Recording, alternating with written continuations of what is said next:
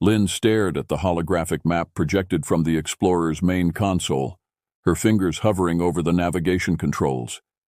The stars glimmered faintly in the display, each one representing a potential haven or a graveyard.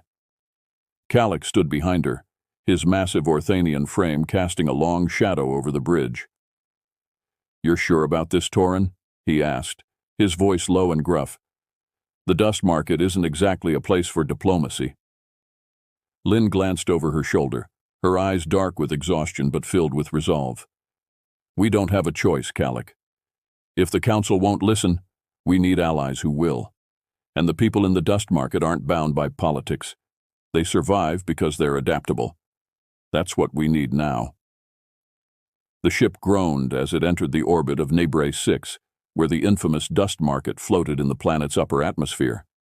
The station's patchwork construction was a chaotic clash of scavenged starship hulls and industrial scrap, held together by force fields and desperation. It was a place where rules didn't exist, and morality was a currency no one could afford. As the Explorer approached one of the docking bays, Lynn could feel the weight of her mission pressing down on her. Her crew was gone, her allies scattered, and her resources dwindling, but she refused to let fear or doubt take hold. If the dust market's denizens could be convinced, she might have a fighting chance. The airlock hissed open, and Lynn stepped onto the station's rusted platform, her boots echoing against the metal. Calic followed, his broad shoulders brushing against the narrow doorway. Around them, the dust market was alive with activity, merchants shouting over one another, mercenaries polishing weapons, and smugglers exchanging contraband in shadowed corners. "Stick close," Calic muttered, his yellow eyes scanning the chaotic crowd. "And don't let anyone see you flinch. They'll smell weakness and eat you alive." Lynn gave a curt nod, her hand resting on the blaster strapped to her hip. She moved through the bustling corridors, her gaze sharp and focused. Every so often, she caught glimpses of wanted posters plastered on the walls, some depicting her face, others bearing the names of infamous criminals who had vanished into the galaxy's underbelly. Their destination was a dimly lit cantina, nestled in the heart of the station, a haven for those who operated outside the law. The air inside was thick with smoke and the scent of spilled alcohol. Lynn approached the bar, ignoring the stares from patrons who recognized her as an outsider. The bartender, a wiry alien with skin tone of polished limerick, raised a segmented brow as Lynn leaned against the counter. "What'll it be?" "I'm looking for Calic's contact," Lynn said, her voice steady. "They said to meet here." The bartender nodded toward a booth in the far corner. Lynn's eyes followed the gesture, landing on a figure cloaked in shadow. She exchanged a glance with Calic before making her way across the room. The figure turned out to be a lanky humanoid, with an ominous look and translucent skin. He introduced himself as Vikan, a broker of secrets and favors. "You're either brave or stupid to come here," Vikan hissed, his voice a soft rasp. "What do you want, human?" Lynn sat across from him, her expression unwavering. "I need people, fighters, engineers, anyone willing to stand against the void." Vikan chuckled, a dry, humorless sound. "You're not the first to claim you've seen the void. Most of them are dead now, either by its hand or by their own desperation." "I'm not here to argue whether it's real," Lynn said, sliding a small holographic projector across the table. "Watch this." The recording played, showing the final moments of her crew aboard the station where they had sealed the rift. Their bravery, their sacrifices, and the monstrous forms of the void were laid bare in flickering light. Vikan's amused expression faded, replaced by something resembling unease. When the recording ended, he leaned back in their seat, his pale fingers tapping against the table. "You're either a fool or the galaxy's last hope," they muttered. "Either way, I'll make some calls. But don't expect a warm welcome. The people I know don't fight for free." "I'll give them whatever they want," Lynn said firmly. "Just get them here." Vikan tilted his head, studying her. "You don't strike me as someone with much to give." Lynn's lips twitched into a humorless smile. "That's because I'm not. but what I can offer is the chance to live long enough to see another sunrise. That's worth more than any payment." Viken didn't reply, but he activated his comm unit and began speaking in a language Lynn didn't recognize. As the conversation unfolded, Lynn felt Calic's heavy hand rest on her shoulder. "You sure about this?" he asked quietly. "No," Lynn admitted, "but it's all we've got." The tension aboard the Explorer was suffocating. Lynn's newly assembled crew, a volatile mix of mercenaries, rogues, and drifters, had spent the past several days confined within the ship's cramped quarters, their uneasy alliance strained by clashing personalities and fragile egos. Lynn stood on the bridge, staring out at the swirling black void of hyperspace, trying to push aside the constant hum of arguments that filtered through the comms. Calic entered the bridge, his heavy footfalls echoing in the silence. "They're about to kill each other back there," he grumbled. "You've got two smugglers fighting over cargo space, a mechanic who won't stop drinking, and an assassin who keeps asking why we haven't been paid yet." Lynn sighed, pinching the bridge of her nose. "We don't have time for this. We're heading to Karvos. If we can recover the weapon prototype there, it might give us a fighting chance." "Karvos?" Calic raised an eyebrow. "You mean the frozen death trap where half the Terran Alliance's scientists went missing during the war?" "That's the one," Lynn replied. "The research facility was developing something to counter void energy. It's a long shot, but we need that tech." Calic crossed his arms, his orange eyes narrowing. "You realize most of the people on this ship didn't sign up to fight void monsters, right? They're here because they think you've got a plan that'll make them rich, or at least keep them alive." Lynn turned to face him, her voice quiet but firm. "If we don't stop the void, there won't be any galaxy left to fight over. They'll understand that soon enough." Before Calic could respond, the ship's alarm blared. Lynn rushed to the console, her fingers dancing over the controls. "We're dropping out of hyperspace," she announced. "Brace yourselves." The Explorer shuddered violently as it re-entered normal space, the swirling colors of hyperspace giving way to the icy blackness of the Karvos system. The planet loomed ahead, its frozen surface glinting faintly in the light of its distant sun. Lynn activated the intercom. "We're approaching Karvos. Everyone to their stations." The crew assembled in the ship's main hold, their expressions ranging from wary to outright hostile. Lynn stood before them, her hands gripping the edges of the central table, where a holographic map of Karvos's surface was displayed.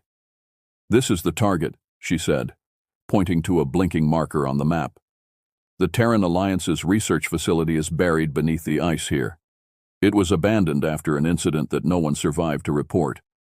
We need to get in, recover the prototype, and get out. Fast." A sharp laugh came from the back of the group. "Sounds easy," a reptilian mercenary sneered, his tail twitching. "Except for the part where we all freeze to death or get eaten by whatever killed those scientists." "Then stay on the ship," Lynn shot back. "No one's forcing you to be here." The mercenary growled but didn't reply. Lynn turned her attention back to the map. "The facility's systems are likely offline, so we'll need to bring our own power sources to access anything. Be prepared for extreme cold and possible hostiles. This isn't a scavenging mission. It's survival." The crew muttered amongst themselves, but no one backed out. Lynn could see the doubt in their eyes, but she didn't have time to address it. She needed results, not reassurance. The landing on Karvos was rough. The planet's surface was a frozen wasteland, battered by howling winds and blinding snowstorms. The Explorer touched down near the coordinates of the facility, its engines steaming in the frigid air. Lynn led the group out into the storm, her breath misting as she adjusted her thermal suit. Calic walked beside her, his hulking frame providing some relief from the biting wind. Behind them, the rest of the crew trudged through the snow, their figures barely visible through the swirling white. When they reached the entrance to the facility, Lynn's heart sank. The massive doors were sealed shut, encased in layers of ice. "Looks like no one's been here in decades," Calic muttered. Lynn activated her suit's cutting torch, directing the crew to help clear the ice. It took hours of grueling work, but eventually the doors groaned open, revealing a dark, gaping stairwell that led into the depths of the complex. Inside, the air was still and unnaturally cold. The facility's halls were littered with broken equipment and frozen corpses, their expressions twisted in terror. Lynn tried not to look too closely as she led the group deeper, her flashlight cutting through the oppressive darkness. "This place is a tomb," one of the smugglers whispered, their voice trembling. "Stay focused," Lynn replied. "We're almost there." They reached the central lab, a massive chamber filled with dormant machinery and shattered glass. In the center of the room stood the prototype, an oblong-shaped device that pulsed faintly with an eerie blue light. Lynn approached it cautiously, her breath fogging the air. "This is it," she said, her voice barely above a whisper. "The Void Disruptor." As she activated the device, a low hum filled the room. The blue light grew brighter, casting flickering shadows across the walls. But then, something shifted in the darkness. Lynn froze as a chilling scream echoed through the facility, a sound that seemed to come from everywhere and nowhere at once. The corpses in the hallways began to stir, their frozen limbs creaking as they rose to their feet. "Void infected," Kalik shouted, drawing his weapon. The crew opened fire, their blasters illuminating the chamber in bursts of red and blue. Lynn grabbed the disruptor, its weight heavier than she expected, and shouted over the chaos. "We have to get out of here!" The battle was brutal. The Void-infected were relentless, their twisted forms driven by a mindless hunger. By the time the group reached the surface, they were bloodied and exhausted, their numbers reduced. As the explorer lifted off, Lynn stared down at the icy wasteland below, her hands trembling as she clutched the disruptor. She knew the cost had been high, but the fight was far from over. "The Void isn't coming," she said quietly. "It's already here." The explorer hurtled through hyperspace, its hull groaning under the strain of the latest battle. The atmosphere on board was heavy, an unspoken tension gripping the crew. Of the 20 they had started with, only 12 remained, and some of those carried fresh injuries that even the ship's medical bay couldn't fully heal. Lynn sat at the command console, staring at the Void Disruptor resting on the table in front of her. The device pulsed faintly, an unnatural blue glow emanating from its core. It was supposed to be their hope, the key to fighting back against the creeping darkness. But holding it now, she couldn't help but feel an unsettling sense of dread. "This thing killed everyone who worked on it," Lynn muttered, breaking the silence. Kalik, seated across from her, leaned back with a heavy sigh. "Not just them. Half our crew, too." His voice was low, tinged with frustration. "Was it worth it?" Lynn looked up at him, her jaw tightening. "Do you have a better idea, Kalik? Because I'm all ears." He didn't reply, and for a moment, the only sound was the hum of the ship's engines. The silence was interrupted by the sharp crackle of the ship's intercom. "Captain," came the voice of Rhea, the ship's engineer. "You'd better get to the engine room. Now." Lynn and Kalik exchanged a worried glance before rushing to the engine bay. When they arrived, they found Rhea standing by the reactor, her face pale and her usually steady hands trembling. "What's going on?" Lynn demanded. Rhea pointed to the reactor core, where faint tendrils of black mist curled and writhed. "It's the Void," she whispered. "It's inside the ship." A chill ran down Lynn's spine. The Void had always been something distant, a monstrous force they could face with weapons and strategy. But now, it was here, infiltrating the Explorer itself. "Shut it down," Lynn ordered. "I can't," Rhea said, her voice rising in panic. "If I shut down the reactor, we'll be stranded in hyperspace. We might never get out." Kalik stepped forward, his hand resting on his blaster. "Then what's the alternative? Letting this thing eat us from the inside out?" Before Lynn could respond, the lights flickered, and the ship's systems began to malfunction. Panels sparked, and warning alarms blared throughout the corridors. The Void's presence was spreading, consuming the ship like a virus. "Seal off the engine room," Lynn said, her mind racing. "Rhea, stay here and keep it contained. Do whatever it takes to keep this ship running." Rhea hesitated, her wide eyes locking with Lynn's. You're asking me to fight it? I'm asking you to buy us time, Lynn said firmly. We'll figure this out. With a reluctant nod, Rhea turned back to the reactor, her tools clinking as she began working.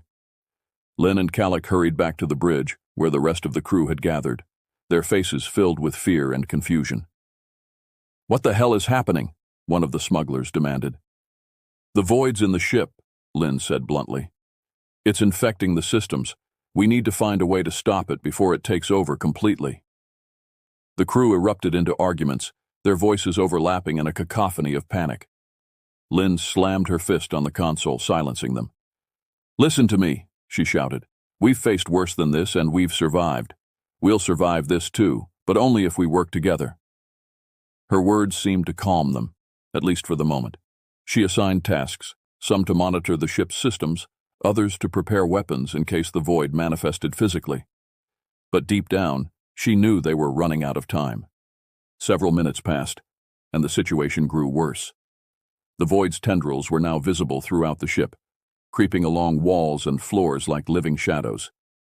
Crew members reported hearing whispers, faint and insidious, echoing in their minds. Calic found Lynn in the armory, loading a plasma rifle. We can't keep this up, he said, his voice low. It's taking the ship, Lynn, piece by piece. Lynn didn't look at him. I know. Then what's the plan? She slammed the rifle down on the table and turned to face him, her eyes blazing with frustration. I don't know, Calic. I don't know how to fight something we can't even see. For a moment, neither of them spoke. Then Calic placed a heavy hand on her shoulder. We can't save the ship, Lynn, but we can save the crew. We need to abandon ship. Lynn stared at him, her mind racing. The thought of leaving the Explorer, their last sanctuary, was almost unbearable. But he was right. The ship was lost. The crew gathered in the hangar, loading supplies onto the escape shuttles. The void's presence was everywhere now, its black tendrils writhing like hungry snakes. Lynn stood at the edge of the group, watching as her crew prepared to leave. Are we sure this is going to work? One of the mercenaries asked, glancing nervously at the shadows creeping along the walls. It's our only chance, Lynn said. Get to the shuttles, now. As the crew boarded the shuttles, Lynn stayed behind, her gaze fixed on the void disruptor still sitting on the bridge. She couldn't leave it behind, not when it might be the only thing that could stop the void. I'll be right behind you, she told Calic as he climbed into the shuttle. He gave her a skeptical look, but didn't argue. Don't take too long, Lynn. Once the shuttles launched, Lynn sprinted back to the bridge, grabbing the disruptor and slinging it over her shoulder. The tendrils of void energy were thicker now, their movements more aggressive. She could feel them brushing against her skin, cold and malevolent. As she ran back to the hangar, the ship shuddered violently, the void's power tearing it apart from the inside. Lynn barely made it to the last shuttle, the disruptor weighing heavily on her back.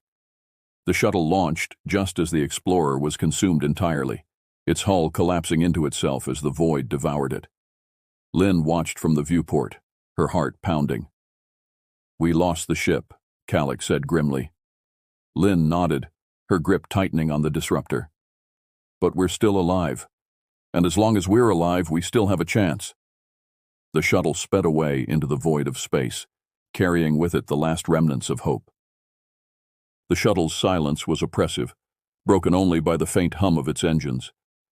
The survivors sat in tense quiet, their faces pale and drawn. Lynn stared out of the viewport at the endless expanse of stars, the weight of the void disruptor still pressing against her back. Every decision she had made, every sacrifice, seemed to lead only to further destruction. Calic stood near the cockpit, his broad shoulders hunched as he reviewed their dwindling supplies. We've got enough rations for 2 weeks, he announced grimly, and fuel to reach the nearest inhabited system, if it's still standing. That was the unspoken fear hanging over them all, the possibility that the void had spread far beyond what they could imagine. They had no way of knowing if the galaxy still existed as they had known it. Lynn turned to the navigator, a wiry alien named Jex. What's the closest system with a chance of safe harbor? Jex tapped rapidly on the console, his 6 fingers blurring with speed. After a few moments he turned, his large eyes flickering with uncertainty. Caltris Station is within range. It's a trading hub, not heavily defended but far enough from major void outbreaks that it might still be intact. It's better than drifting aimlessly, Lynn said, pushing herself to her feet. Set a course. Jex hesitated, his voice barely above a whisper. What if it's gone? Like the others? Lynn's jaw tightened, and she forced herself to meet his gaze. Then we keep moving, one step at a time. The journey to Caltris Station felt agonizingly slow. Every shadow in the shuttle seemed to ripple with unseen malice, a cruel reminder of the void's presence. The survivors were restless, their nerves fraying under the constant threat. One night, or what passed for night in the artificial cycle of the shuttle, Lynn found herself alone in the cargo hold, staring at the void disruptor. Its faint blue glow pulsed in rhythm with her racing heartbeat. She reached out a hand to touch it, hesitating just before her fingers made contact. You don't trust it, do you? Calic's voice startled her. She turned to see him leaning against the doorway, his expression unreadable. Trust it? Lynn let out a bitter laugh. I don't even know what it is. All I know is that people died to make it, and more people died to bring it here. And yet, you're still carrying it, Calic said, stepping closer. Why? Lynn hesitated, struggling to find the words. Finally, she shook her head. Because it's all we have left. If this thing can stop the void, even a little, it's worth the risk. Calic nodded, though his eyes lingered on the disruptor with visible unease. Just don't let it destroy you, too. When they finally dropped out of hyperspace near Caltris Station, the sight that greeted them was both a relief and a horror. The station was still intact, its ringed structure glinting in the light of its system's twin suns. But the surrounding space was littered with debris, destroyed ships, shattered cargo pods, and the unmistakable remnants of a recent battle. Looks like they've already had a visit from the void, Jex muttered, his voice tinged with dread. Lynn frowned, her eyes scanning the wreckage. Get us close, but stay alert. We don't know what's waiting for us. As the shuttle approached the station, they received a transmission.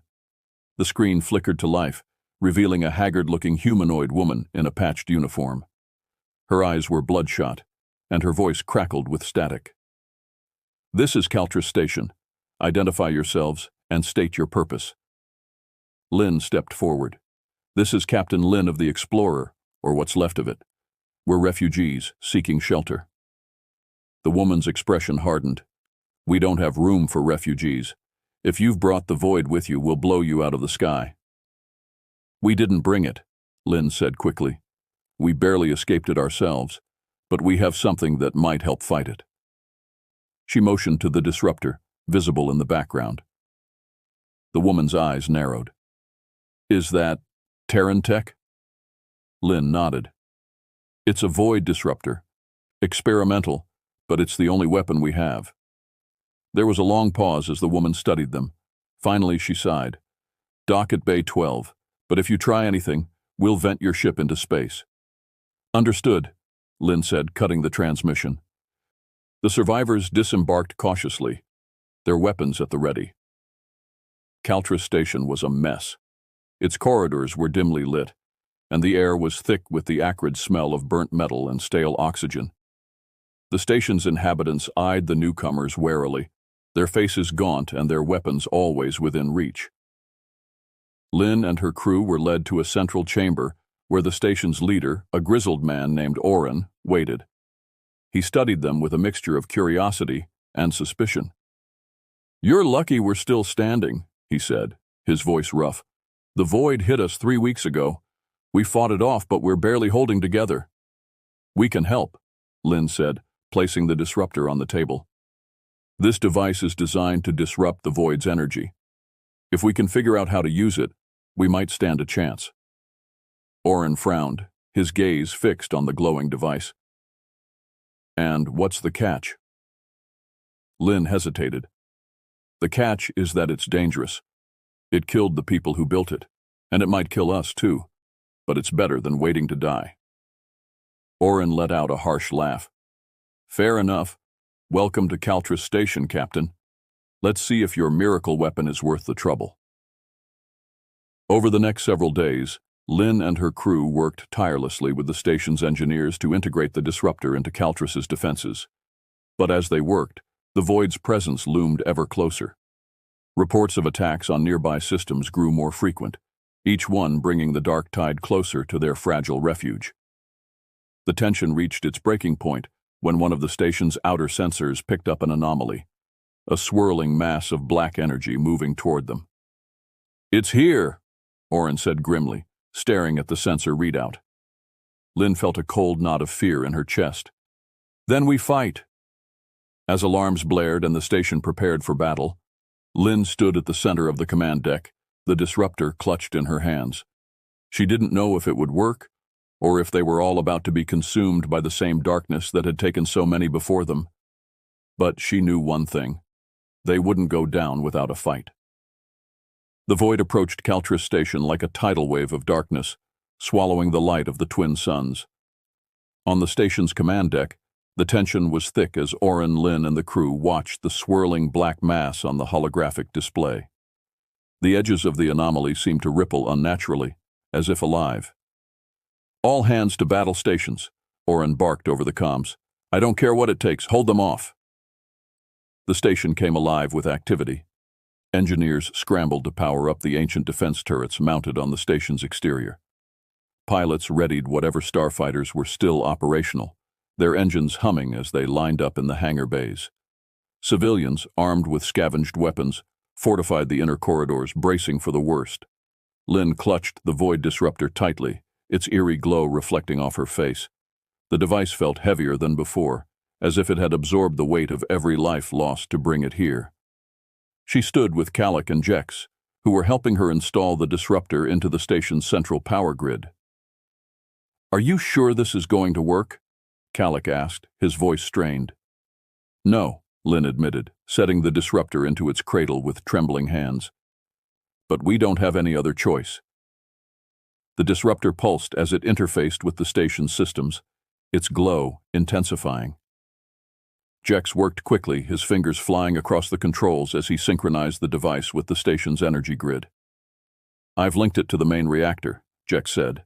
"But once it's activated, there's no turning back. It'll burn out the reactor, and probably take the station with it." Lynn nodded grimly. "Let's hope we don't have to find out what that looks like." Outside the station, the first wave of Void tendrils lashed out, striking the defensive turrets. The turrets fired back, their plasma bolts tearing through the darkness, but the Void adapted quickly. Its tendrils split and reformed, absorbing some of the energy and retaliating with devastating strikes. In the hangar bays, the fighters launched in formation, their pilots flying with desperation rather than precision. The first squadron engaged the Void's leading edge, unleashing volleys of missiles and laser fire. Some of the attacks hit, creating momentary gaps in the Void's mass, but the darkness seemed endless, swallowing the light and pressing forward. "This is hopeless," one pilot shouted over the comms. "We can't—" His transmission cut off as his fighter was consumed, disappearing into the Void without a trace. On the command deck, Orin slammed his fist against the console. "We're losing too many people. Lynn, is that thing ready yet?" "Almost," Lynn said, glancing at Jex. 10 seconds, Jex replied, his voice tense. The Void was now within striking distance of the station itself. Its tendrils wrapped around the outer hull, crushing sections of the station like a predator breaking its prey. The lights flickered as the Void's energy seeped into the power grid, its corruption spreading like a virus. "Activate the disruptor," Lynn shouted. Jex hit the final command, and the Void disruptor roared to life. A surge of energy shot through the station, spreading outward in a radiant blue wave. The Void recoiled, its tendrils snapping back as the energy disrupted its unnatural cohesion. For the first time, the darkness faltered, retreating from the station's immediate vicinity. Cheers erupted on the command deck as the crew watched the Void pull back on the holographic display. But Lynn didn't celebrate. She could feel the disruptor's energy growing unstable, the strain on the reactor pushing it to its limits. "It's working," Calic said, his voice filled with cautious hope. "Not for long," Lynn said. "The reactor can't handle this." The void regrouped, its movements more aggressive than before. It coiled and swirled around itself, as if gathering strength for a final assault.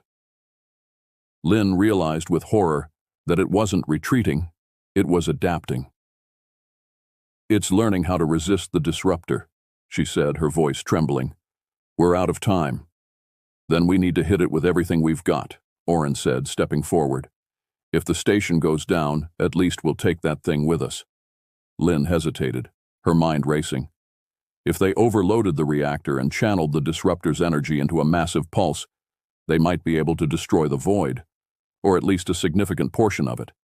But it would mean sacrificing the station and everyone on it. "Are you sure about this?" Lynn asked Oren. He met her gaze, his expression resolute. "There's no other way. If we don't stop it here, it'll consume everything." Lynn nodded, swallowing the lump in her throat. "Jex, prepare the reactor for an overload. Calic, help me get the crew to the escape pods." The station descended into chaos as Lynn and Calic led the remaining crew and civilians to the escape pods. The void was relentless, its tendrils punching through the station's hull and dragging people into the darkness. Screams echoed through the corridors as those left behind fought desperately to survive. Lynn reached the last escape pod, shoving a group of terrified civilians inside. "Go!" she shouted, slamming the hatch shut. "What about you?" Calic asked, standing at her side. "I have to make sure the reactor overload goes through," Lynn said. "Get to the pod." "I'm not leaving you," Calic said firmly. Lynn looked at him, her resolve hardening. "That's an order, Calic. Go reluctantly." He nodded, stepping into the pod. As it launched, Lynn turned and ran back toward the reactor, the void disruptor glowing brighter with each step. The reactor chamber was a scene of destruction. Void tendrils writhed along the walls, and the air crackled with unstable energy. Lynn reached the controls, her hands shaking as she initiated the overload sequence. The disruptor pulsed violently, its energy spiraling out of control. The void surged toward her, sensing the threat, but Lynn held her ground. "This is for all of us," she whispered, her fingers hovering over the final command. As the reactor reached critical mass, a blinding wave of energy erupted from the station, consuming the void in a brilliant explosion that tore through the surrounding space. From the safety of their escape pods, the survivors watched as Caltris Station was obliterated, taking the void with it. The dark mass disintegrated, leaving only the silence of the void. But as the pods drifted in the emptiness, Lynn's absence hung heavy over them. She had made the ultimate sacrifice, and although the void was gone, for now, they all knew the cost had been far too high.